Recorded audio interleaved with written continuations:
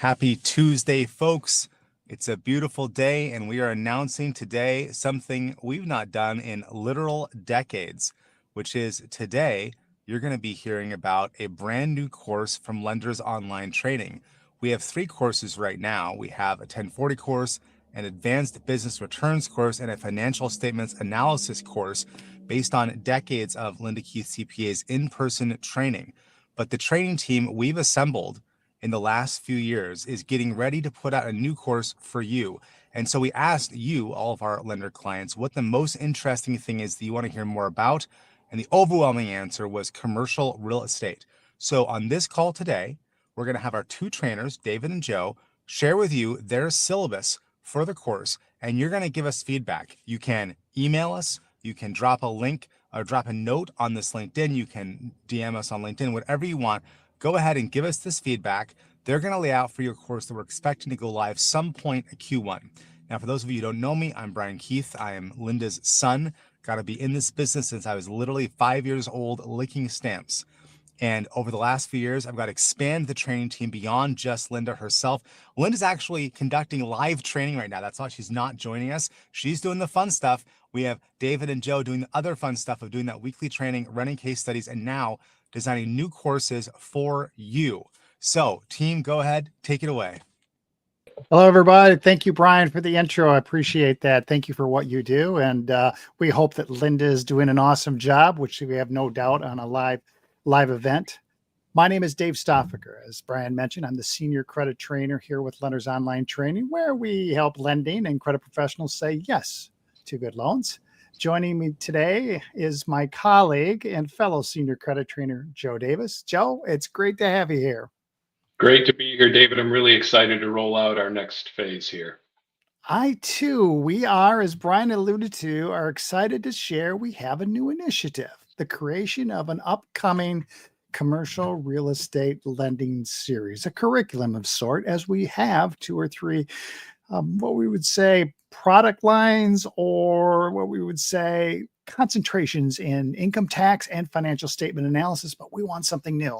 And this is our commercial real estate series. So it's designed to give your teams and your junior lenders, your credit analysts, what we would think is a foundation, a strong foundation for evaluating, underwriting, and monitoring commercial real estate. We're going to walk through the life cycle of a commercial real estate loan, from the origination of it to the disposition of it, covering concepts such as risk factors, best practices, underwriting fundamentals. And most of you know I'm a fundamentalist. I think it all begins there, and you will hear that throughout the courses that we do teach.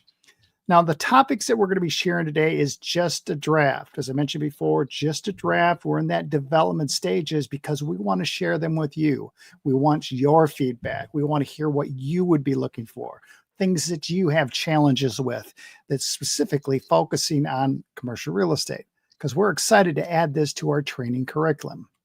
So today's contents and insights will help us prepare to shape the new course, but don't be misunderstood. It's already going to be tied together with our income tax analysis classes and our financial statement analysis classes.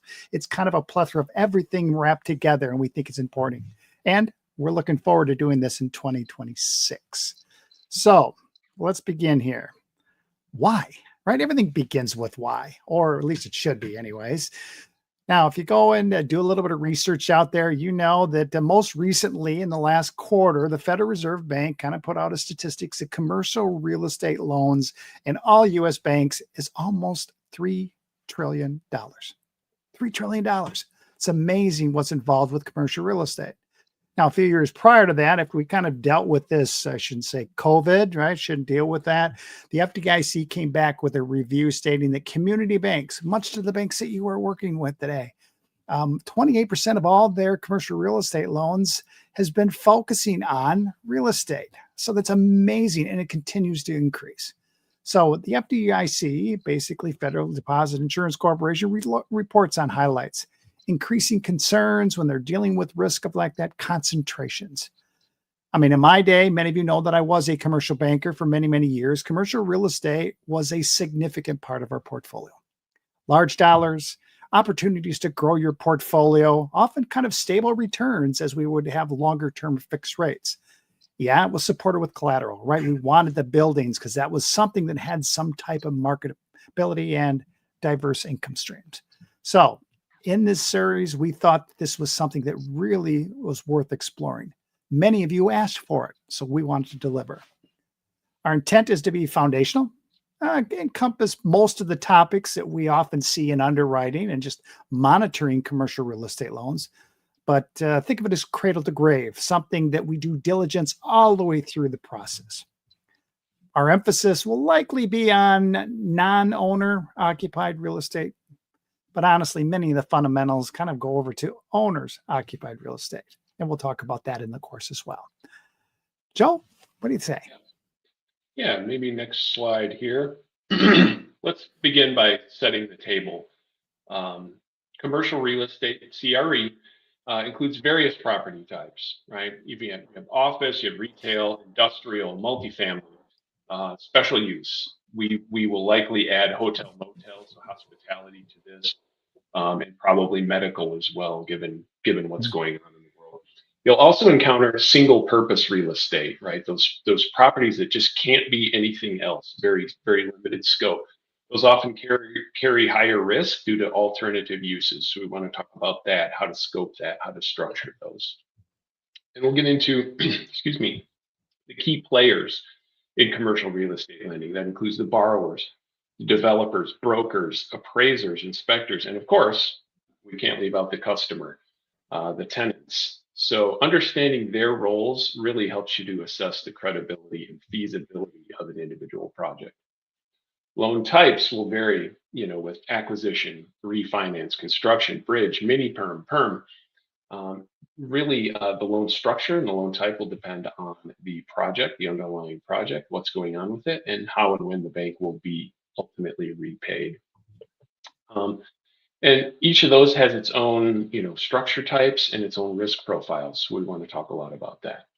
So let's get into the next slide there. So the second module or second topic we're looking at, each property type has unique characteristics and risks. So what do I mean by that? So for example, multifamily properties usually more resilient during downturns, right? They're not as cyclical as some other property types.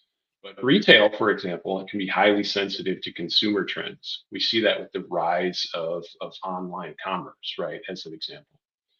So market analysis is really critical. You'll need to evaluate vacancy rates. Think about the laws of supply and demand. Absorption trends.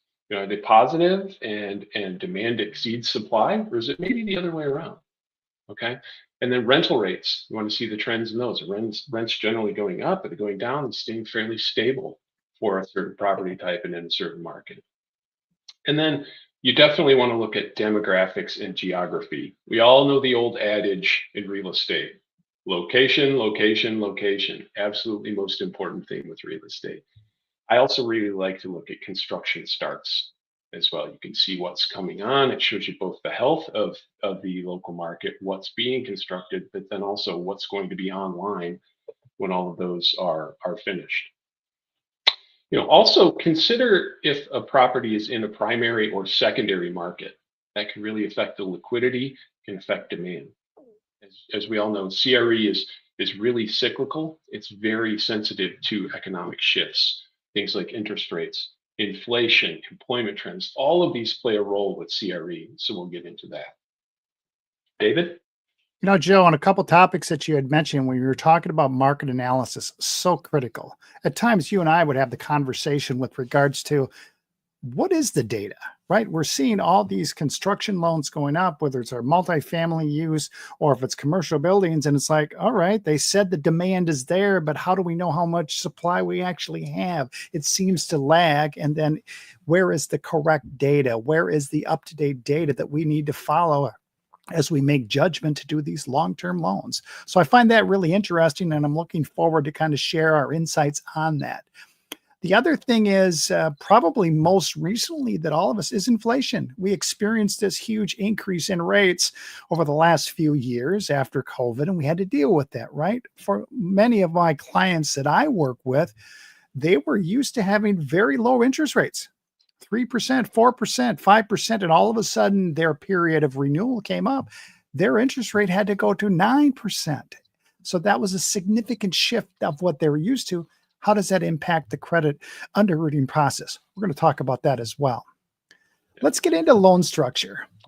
I mean, Lenders Online training, you will often hear me talk about, we're all about cash flow, right? I think that's the banker's creed. Cash flow. That's how we get repaid. So what's different when you're dealing with commercial real estate? Quite honestly, nothing. It's important for cash flow, but also hidden probably in the weeds is, what's our return on investment? We're giving long-term loans at an interest rate of which we want to get a return on money to compensate the risk. So what is that all about? And we also talk about how we would structure loans many times when we're dealing with these large commercial loans. Sometimes we deal things with interest only for a while. Maybe it's during the construction phase, or maybe they have that early ramp up period where we're just trying to fill the building. How do we deal with that? So how do you want to deal with that? Balloon payments, as I mentioned before, we talk about change of interest rates. Some community banks don't have programs where they're going to offload something at a fixed rate of 10 for 10 years or 20 years. They don't want to do that. So they have shorter balloons. Many of you know that, but how do we deal with that in underwriting? That's the key. And we'll talk to other topics of loan to value, loan to cost. I've often worked in communities where a property in a more rural community, which has a similar cost structure, depending where it is built, has a lower value than if you went up the stream, maybe about 30 miles, and all of a sudden the value is $500,000 more because it's in a more urban type setting. How do we deal with that as a bank? The cost is still the same. We talk a little bit about fixed, floating rates. What's that on our return investment? How does it impact the borrower and how you would underwrite that for a sensitivity analysis? We'll talk about that as well. And then, of course, regulatory limits. And Joe, this is that acronym that brought me back to sweating. FIREA, the appraisal law. My goodness, that's in the 80s. Yep. Financial Institutions Reform, Recovery, and Enforcement Act of 1989. You can see why we shortened it as an industry to FIREA. But absolutely deals with a lot of appraisal issues, the regulatory requirements that we still deal with today. I laugh about that, Joe, because I think that was incorporated in the late 80s. So, yeah, I still living in the old days of the 80s. So that was awesome.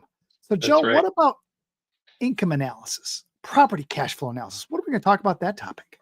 Yeah, for sure. And a couple things here. And I'll build on what you said, David. You know, a lot of times with lending, we are looking backwards. We have financial statements that show us historical, and that's good. And we absolutely should, because historical is the absolute best way to predict what's going to go forward.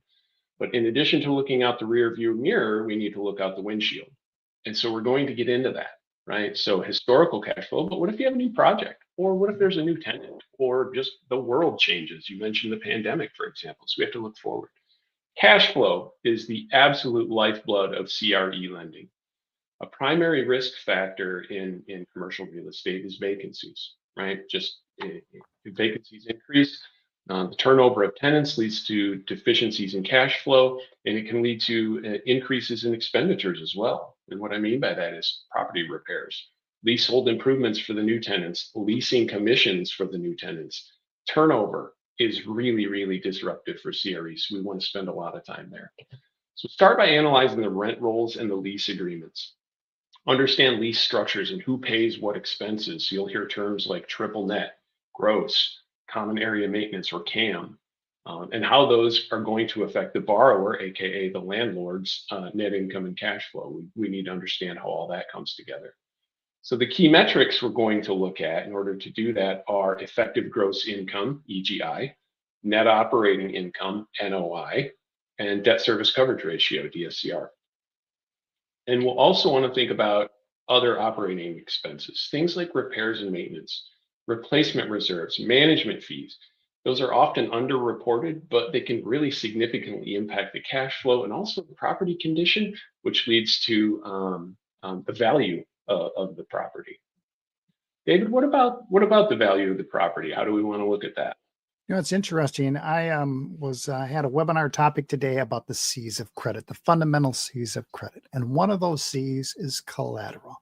Right, we as lenders want to protect our loan, and we bring in collateral. Kind of that thought process that if all goes not so well, we at least have a building to deal with. So collateral valuation is critical. And proper collateralization, pretty much is important for us on our commercial real estate portfolio. And we dig into the appraisal methodologies, right? Those big appraisals that we spend a lot of money for that we get sometimes as a lender. I just gave that to the underwriters because I just looked at the value. That's what I was focused on, what I was wanting to issue out. But we'll talk a little bit deeper on that from the income approach, which is often used in valuations of commercial properties, right? The rents themselves, the rental streams, that's what generates the value.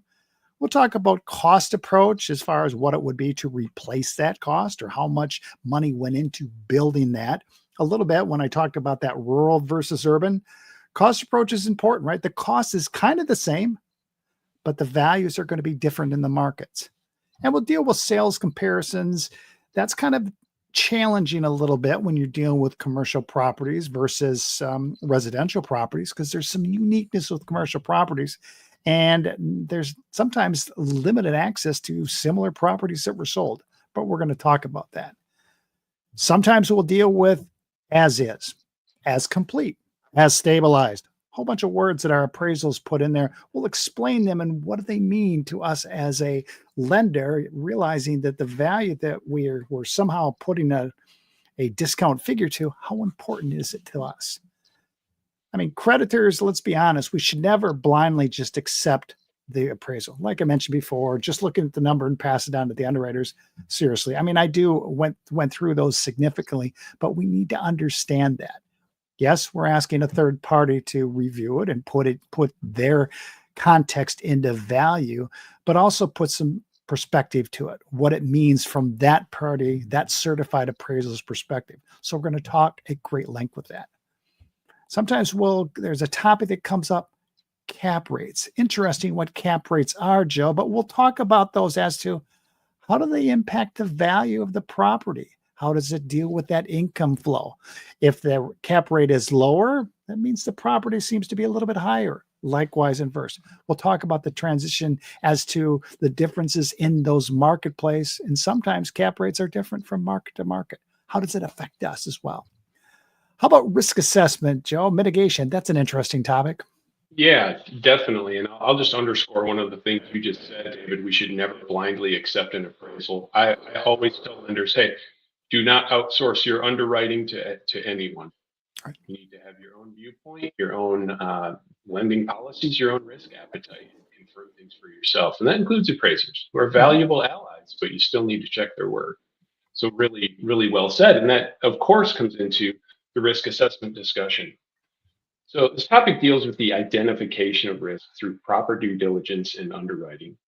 Risk layers must be identified and mitigated. And the risk layers in CRE lending include market risk, interest rate risk, tenant risk, construction risk, environmental risk. Think about all of those. Sometimes you have these risks on every single or all of these risks on a project. That's a lot of layers of risk to deal with, but important. Just as important is understanding all of those when they're important, when they're not, and how to deal with them. So we'll spend a significant amount of time on those. We'll spend a lot of time on projection analysis and stress testing as well. We've had some initial discussions with some of our clients and had some, kind of initial surveys. And this is one area, projections and stress testing, that they really want us to cover and spend a lot of time on. And I will share with you that regulators are absolutely looking for stress testing, especially on bigger projects or projects with more speculative nature. They want to see that you're looking at those downside scenarios. So we'll definitely spend some time with that. And then next, in this category, the risk category, we'll talk about risk ratings. Now, those are going to be different for every single institution, bank or credit union, right? But what we'll spend some time on is when to call a CRE loan criticized or classified. In other words, what do you see that, yep, I have to downgrade this now? We'll absolutely spend some time with that. I think that's really important for us to get into. But David, let's then next talk about the monitoring. So I mentioned, when do we want to call something a criticized or classified? Well, okay, talk about the monitoring and how we get to that point. It's interesting. We're dealing with monitoring, and we've talked about this when we're talking about risk analysis from a credit underwriter's perspective, knowing what's going on in the economy, what's going on in the market that we're dealing with. Things change, right? All as time goes on, from the variety of recessions, the changes of interest rates, the changes of certain economies. How does that impact with what we have? Think back. Now, some of you may be a little bit younger, but think about what happened in 2006, the Great Recession. That impacted many of our portfolios, and our values were dropped from that. So that was not necessarily forecasted. It did happen upon us, but how do we deal with reacting of something that we had a property that was X number of dollars a few years ago, and now all of a sudden has to be reduced? Now my I guess loan coverage is less. How do we deal with that? So it is ongoing. The other thing we get into, covenant compliance. What does that mean? We put out these covenants. We put maybe a debt service coverage, or we might put some limitations on how much money can come out of the project. How do you comply with it? How are you consistent with it over and over as what you put forth to the borrower? Do they understand that the same way you understand that? Joe and I had a conversation today with regards to having that understanding as to what we would comply, what we think is necessary, and does the borrower understand that, so we don't have any disruptions later on. We talk a little bit about turnover. Yes, it is a huge detriment to commercial properties, even in what we'd say the multi-tenant residential world, apartment buildings per se. If someone leaves an apartment, you might figure it's at least 30 days, maybe 60 days of a lack of rent there, right? No one is going in right away. So how do you deal with that? If you're a commercial property and one of your larger tenant leaves, it could be 6 months. 6 months without an income stream coming in, let alone you need to put some leasehold improvements in there. How does that impact it? And that's where we get a little bit into vacancy rate sensitivity analysis. We're going to talk about that. Property conditions, leasing commissions, all these topics come in when we're monitoring with those as well. The key is be aware of the warning signs. Much like when we drive the highways today, there are warning signs up, but after you go by them several times over the years, you know they exist, but you don't quite know what they mean. You just keep moving forward and don't worry about that. So lastly, what I want to talk about is we need your input. Actually, we're excited to listen to you. It's kind of the origination of the course in the sense we've heard from you and we wanted to put something together. Just like any product development, we want to ask you, what's your feedback? Do you like it? Is this some of the topics that you want to get into? Trust me, we're going to bring into the income tax analysis, the financial statement analysis. How does this all come together? Right? Sometimes when we look at income taxes, we see sales or revenue, rental revenues. Okay, that's just a number. We want to go a little bit deeper, and we think underwriters should understand that as well. So what we're going to do, you got a little QR code there, kind of we're current with today's tech. So take a little picture shot of that. You can always email us because we want to hear what's going on with your world. We want to focus our time on what is valuable to you. I've said this to many of our participants in our class. We do this because we love to help you guys out. We think we value your organizations. And if we can help train you, help you go along the journey, it kind of makes us do what we want to do. We enjoy that. So let me summarize it. This is exciting to us. It's a new course development. We think it's kind of needed. We think it's something that speaks to the marketplace. Some of you have asked. So whether it's key fundamentals for your junior lenders, even your experienced analysts, underwriting commercial real estate, it's there. It gets a little more complex. We want to help you. So basically today's session was just beginning, talking, showing you what we've done thus far and excited on how this goes. So what I would have is please use the code, reach out to us, send us an email, reach out at lendersonline.com, talk to us. We'd love to hear your insights. We'd love hearing from you. Even if you have any questions, Joe and I and Linda will respond very quickly to you, but we appreciate your involvement and we look forward to seeing you next time. So have a great day, everybody.